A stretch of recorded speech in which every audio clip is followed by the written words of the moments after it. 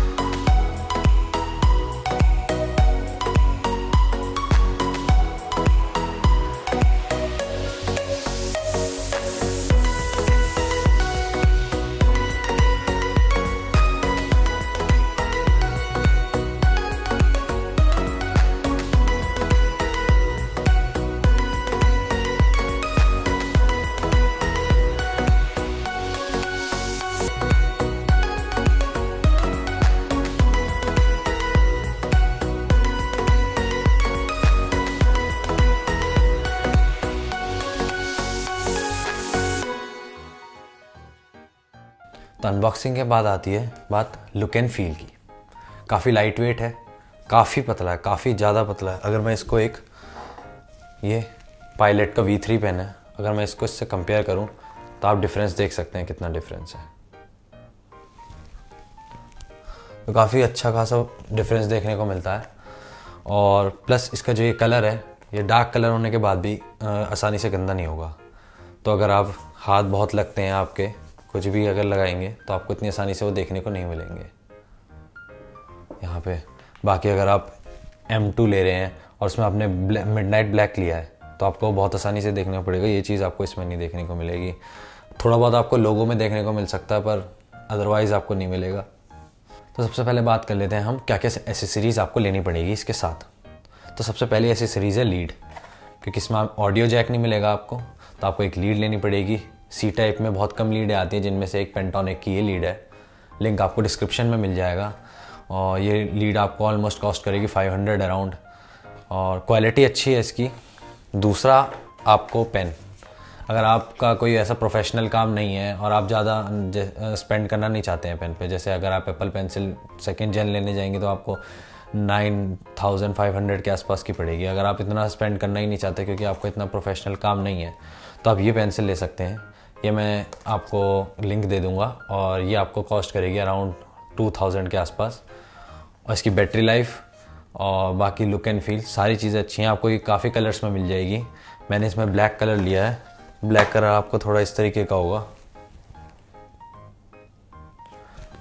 और काफ़ी अच्छा ब्लैक कलर, बिल्कुल मैट में है, बिल्कुल मैट कलर में है, और आपको इससे कोई इशू नहीं मिलेगा। बाकी अगर आप इसमें इन डेप्थ वीडियो चाहते हैं तो इस वीडियो के बाद मैं इस पर एक इन डेप्थ वीडियो भी बना दूंगा। देन लास्ट चीज़ जो आपकी होगी वो है कवर।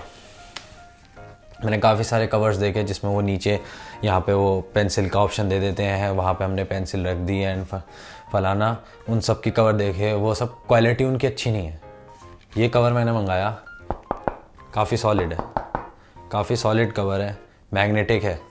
तो इसमें यहाँ पे आपको वो नहीं मिलेगा, कोई बॉर्डर्स नहीं है इसके।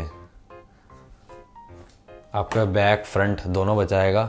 यहाँ पे एक मैग्नेट है जो आपको पीछे से चिपकेगा, प्लस एक मैग्नेट यहाँ पे जो आपका आगे से चिपकेगा, एंड उसको सेफ रखने के लिए यहाँ पे एक और मैग्नेट आपको मिल जाता है। तो टोटल आपको 3 मैग्नेट मिलेंगे इस कवर में। तो ये आपको कॉस्ट करेगा अराउंड 1200 के आसपास। तो ये सारी एसेसरीज़ हैं जो आपको बेसिक लेनी है। पेन आप स्किप कर सकते हैं अगर आपका ऐसा कोई काम नहीं है, अगर आपको नोट्स वगैरह नहीं लेने या आप थोड़े बहुत कैजुअल स्केचिंग वगैरह नहीं करते तो आप पेन स्किप कर सकते हैं। बट लीड एंड ये कवर मैं आपको सजेस्ट करूँगा आप यही वाला लें, बाकी वो वाला ना लें, क्योंकि इसकी जो प्लास्टिक की क्वालिटी वो बिल्कुल अच्छी नहीं है, मैंने देखी है। ये कवर बेस्ट रहेगा, काफ़ी सॉलिड बिल्ड है और काफ़ी सॉलिड क्वालिटी है इसकी। और मैं आपको इसको एक बार लगा के दिखा देता हूँ। ये हमारा है आईपैड ये बस रखा, चिपक गया अपनी जगह पे है। ये काफ़ी अच्छा मैग्नेट है इसका, इस तरीके से नहीं आपको छूट जाएगा। आपका ये है, इस तरीके से बंद होएगा, ये बंद, सिक्योर ना। आपका ये खुलेगा इतनी आसानी से, ये खुलेगा भी नहीं ऐसे। तब बात कर लेते हैं इसमें आपको क्या क्या मोड्स मिल जाएंगे। तो आप इसको यहाँ पे टेंट मोड में यूज़ कर सकते हैं।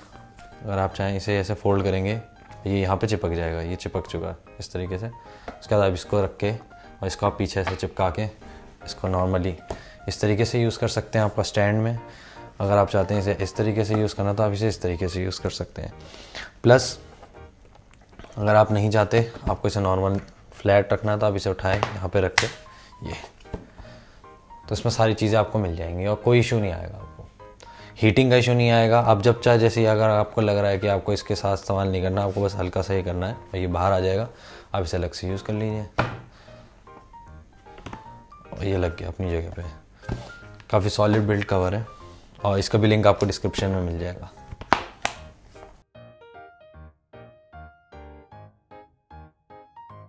तो अब बात कर लेते हैं इस प्राइस रेंज में हमें दो कॉम्पिटिटर मिलते हैं आईपैड के। पहला आपका 10th जेन होगा, जो आपका आईपैड आता है 10th जेन, और दूसरा आता है आपका आईपैड एयर 2022 M1 चिप। तो इन दोनों में सबसे मेजर डिफरेंस ही इनके चिपसेट का है। उसमें आपको A15 बायोनिक चिप मिलती है और वही सेम चिपसेट आपको iPhone 13 में मिलता है। इसमें आपको M1 चिप मिलती है जो अपने आप में ही काफ़ी पावरफुल है। जो M1 एयर है वो काफ़ी ज़्यादा पावरफुल है। मेरे पास यहाँ M2 एयर है और मैंने इसे यूज़ किया तो मुझे पता है कितना ज़्यादा पावरफुल है, कितना ज़्यादा केपेबल है। तो एक बेटर चिपसेट में मैंने सोचा इन्वेस्ट करना ज़्यादा सही रहेगा। सेकंड रीज़न मेरा एयर लेने का ये था कि मुझे प्राइस डिफरेंस ऑलमोस्ट बस 2000 का था। मुझे 2000 के अंदर एक बेटर चिपसेट, बेटर परफॉर्मेंस मिल रहा था, तो वाई नॉट। तो इसलिए मैंने एयर लिया। वो आपको ऑलमोस्ट सेल में 40 के अराउंड कॉस्ट कर रहा था। तो अगर आप उसमें कार्ड लगाते तो वो आपको ऑलमोस्ट 38 के आसपास पड़ता, और ये आपको 44 के अराउंड पड़ रहा था। जो आप कार्ड ऑफर लगाते अगर आप SBI का, तो आपको 42 का पड़ता। तो ऑलमोस्ट 2 to 3,000 का डिफरेंस था इनमें। अगर अभी हम प्राइस डिफरेंस देखें तो सेल के बाद आपको जो है iPad 2022 10th जेन आपको 43 के अराउंड पड़ेगा, और सेल में वो 40 के अराउंड पड़ रहा था। तो उसमें सिर्फ डिफरेंस आया था 3000 का। अगर हम एयर में देखें तो इसके जो डब्बे पे प्राइस है वो है 59,000। सेल में, सेल से पहले या सेल के बाद उसका प्राइस था 55,000। सेल में उसका प्राइस था 44,000 प्लस कार्ड डिस्काउंट लगा के आपका वो 42 तक गिर गया था। ऑलमोस्ट 10,000 से ऊपर का डिफरेंस अगर आप कार्ड ऑफर भी हटा दे तो भी आपको देखने को मिलता है। तो सीधा सीधा ये बेटर इन्वेस्टमेंट थी। तो नेक्स्ट हम बात कर लेते हैं इसके पावर एंड परफॉर्मेंस की। तो जो BGMI है वो one of the best games में आता है, one of the heavy game है। इस टाइम उसका साइज़ अराउंड 15 to 18 GB के आसपास चल रहा है। तो इसमें मैंने उसे कम से कम 1 हफ्ता हो गया मुझे उसे खेलते हुए। मैंने उसमें उसकी परफॉर्मेंस टेस्ट करी, हॉट ड्रॉप्स पे उतरा, फ्रेम ड्रॉप्स चेक करे, और मेरे को अभी तक हीटिंग का कोई इशू नहीं मिला। इसमें आपको 60 FPS मिलता है। अगर आप उसे खेलेंगे, आप हॉट ड्रॉप्स पे उतरेंगे, आपको कोई फ्रेम ड्रॉप्स नहीं देखने को मिलेंगे। आप आराम से खेल सकते हैं, कितने भी हैवी गेम, हैवी टास्क कर सकते हैं, मल्टीटास्क कर सकते हैं। ये उसे आराम से चलाएगा, कोई दिक्कत नहीं होगी आपको। आराम से स्विच करके देख सकते हैं। और इसमें आप मल्टीपल विंडोज़ खोल के मल्टीपल काम कर सकते हैं। एक बार में आप 3 विंडोज़ खोल के उसमें काम कर सकते हैं, और उसमें भी आपको कोई इशू नहीं मिलेगा।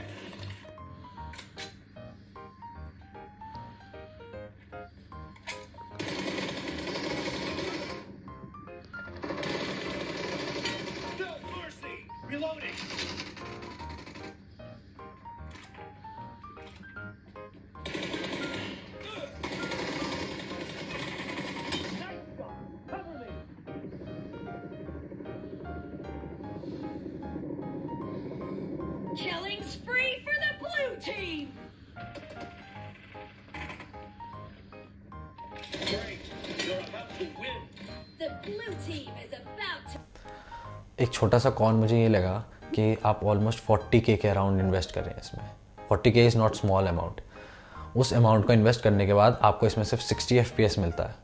बहुत सारे ऐसे डिवाइस हैं जो आप 40K के अराउंड मिलेंगे और आपको वो 90 FPS बहुत आराम से निकाल के देंगे without frame drops. Frame drops इसमें भी नहीं है, उसमें भी नहीं मिलेंगे, बट वो आराम से 90 FPS दे देंगे। ये आपका 60 FPS तक ही रहता है। तो नॉर्मल डे यूसेज या आपका जब आप इसे नॉर्मल हाथ में रख के आराम से इस तरीके से इस्तेमाल कर रहे हैं, आपको हीटिंग का कोई इशू नहीं मिलेगा। बट अगर आप इसे किसी सरफेस पे या जैसे मैंने बेड पे रख के इस तरीके से मैं वेब सीरीज़ वगैरह देख रहा था, यूट्यूब वगैरह देख रहा था, तो मैंने नोटिस किया कि हाँ, इसमें थोड़ा इस पोर्शन में नीचे की साइड थोड़ा हीटिंग इशू था। थोड़ा सा वो हीट हो जा रहा था अगर मैं उसको कहीं पे रख के इस्तेमाल करता हूँ। अगर मैं उसे कहीं ऐसे इस तरीके से इस्तेमाल करता हूँ या हवा में रख के इस्तेमाल करता हूँ तो कोई हीटिंग इशू नहीं है। पर अगर मैं उसे किसी सरफेस पे रख के इस्तेमाल करता हूँ तो थोड़ा सा वो हीट हो जाता है। जैसे अगर मैं कभी यहाँ पे अपना काम करते समय नोट्स लिख रहा था, तो नोट्स लिखने के बाद जब मैंने इसे उठाया तो मुझे नोटिस हुआ कि हाँ, पीछे से थोड़ा सा हीट हो गया है ये। पर नॉर्मली अगर आप हाथ में रख के इस्तेमाल करेंगे या कुछ भी करेंगे तो आपको कोई हीटिंग इशू नहीं मिलेगा इसमें। तो अब बात कर लेते हैं इसके बिगेस्ट कॉन की।